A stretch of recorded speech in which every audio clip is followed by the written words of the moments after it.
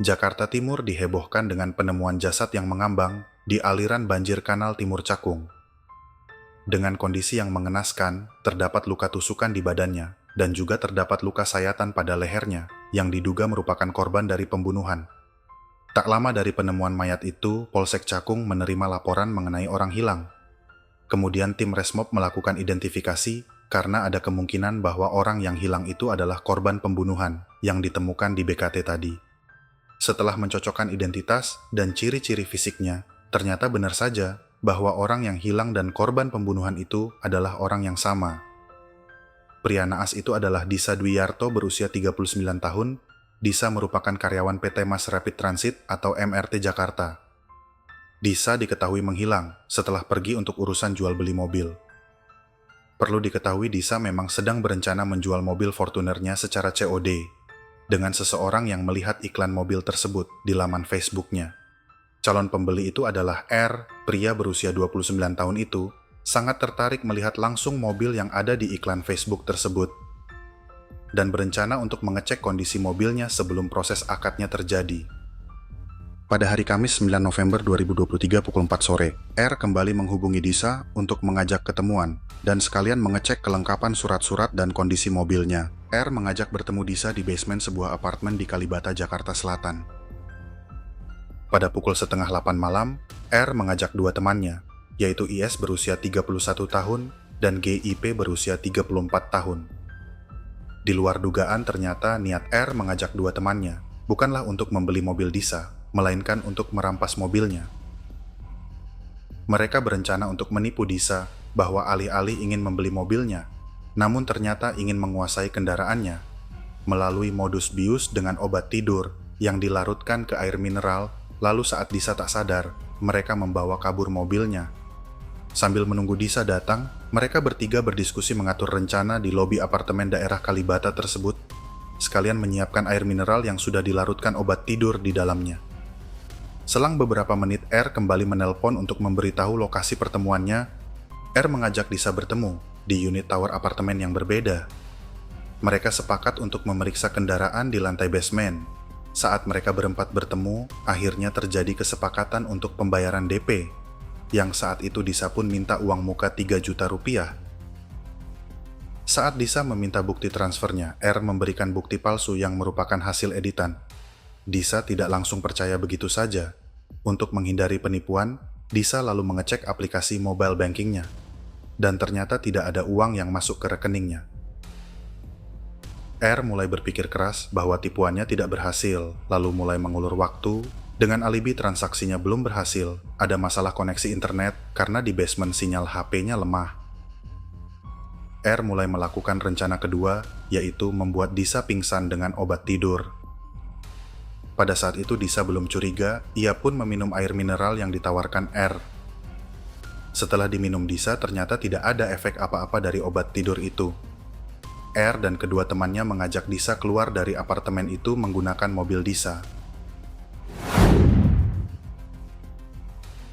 R beralasan mungkin sinyal di luar lebih bagus, mengulur waktu hingga transaksi bankingnya berhasil, dan sambil menunggu reaksi obat tidur itu bekerja. Saat itu Disa sudah mulai curiga kepada R, karena transferan DP tidak kunjung masuk ke rekeningnya, dan Disa mengambil keputusan untuk pulang saja.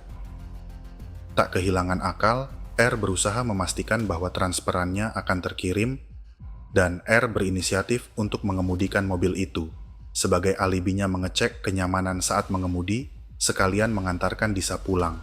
Disa berada di samping R, sedangkan IS dan GIP berada di kursi belakang. Jam menunjukkan hampir 11 malam. Pada saat itu kendaraan mereka baru saja melewati gerbang tol Tebet. Tersangka IYS langsung mendekap wajah Disa yang duduk di samping tersangka R. Disa memberontak, namun GIP langsung memegang tangan dan sabuk pengaman sehingga Disa sulit bergerak. Terdapat luka-luka di kedua tangan Disa saat melakukan perlawanan. IS lalu menusuknya 7 kali di dada, lalu menyayat lehernya dengan pisau yang sudah mereka siapkan. Dengan banyak luka tusukan dan sayatan itu, nyawa Disa tidak terselamatkan dan meninggal di tempat. Saat sampai di BKT Cakung, mereka langsung bergegas membuang jasad Disa di aliran BKT. Setelah itu mereka melanjutkan perjalanan membawa mobilnya ke kawasan Cikarang untuk kemudian dijual ke penadah berusia 48 tahun yang berinisial JS. Pada pagi harinya, tanggal 10 November 2023, warga sekitar BKT Cakung sudah ramai berkerumun melihat ditemukannya jasad Disa yang sudah mengambang. Jasad Disa mengapung di antara eceng gondok dan tumpukan sampah mengenakan kaos berwarna biru dan celana pendek coklat. Tubuhnya dalam posisi telungkup, hanya bagian punggung saja yang tampak dari permukaan air. Jasad Disa berada tepat di bawah jembatan yang sering dilalui warga. Tak berselang lama, ada laporan orang hilang di Polsek Cakung. Dari fisiknya memiliki ciri-ciri yang mirip dengan jasad tersebut. Benar adanya bahwa keluarga Disa melaporkan atas kehilangannya. Tak biasanya Disa tidak pulang tanpa kabar. Setelah proses identifikasi ditemukan kecocokan, tak lama Polsek Cakung lengkapi berkas dan melimpahkan berkas tersebut ke Polda Metro Jaya untuk cepat diproses penangkapan para tersangka.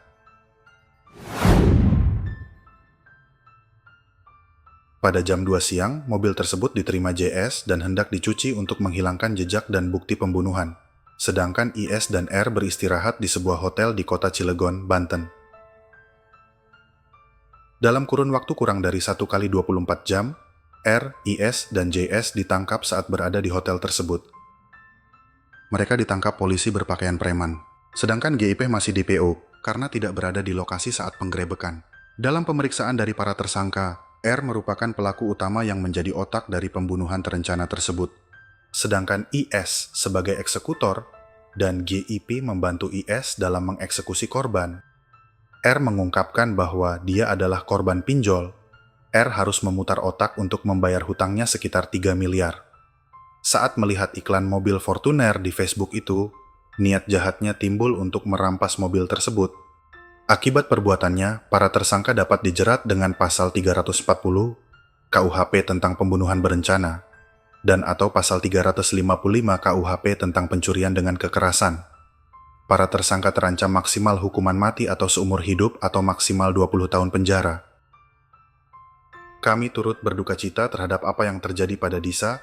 Semoga diberikan ketenangan di sana dan keluarga yang ditinggalkan diberikan kesabaran. Dari kejadian ini, rasanya kita sudah bisa melihat efek buruk dari pinjol, dari mulai banyaknya perceraian, keluarga tidak harmonis, gangguan kesehatan mental, bunuh diri, dan sampai pada pembunuhan. Aneh rasanya jika masih banyak saja orang menjadi nasabah pinjol. Jangan lupa subscribe Cerita Caraka agar channel ini semakin berkembang. Terima kasih, sampai jumpa di video berikutnya.